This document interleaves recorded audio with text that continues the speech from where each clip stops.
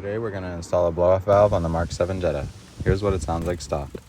That's like 3,000 or 4,000. That's it. So it sounds pretty boring. We're going to take this valve right here and we're going to install it right there.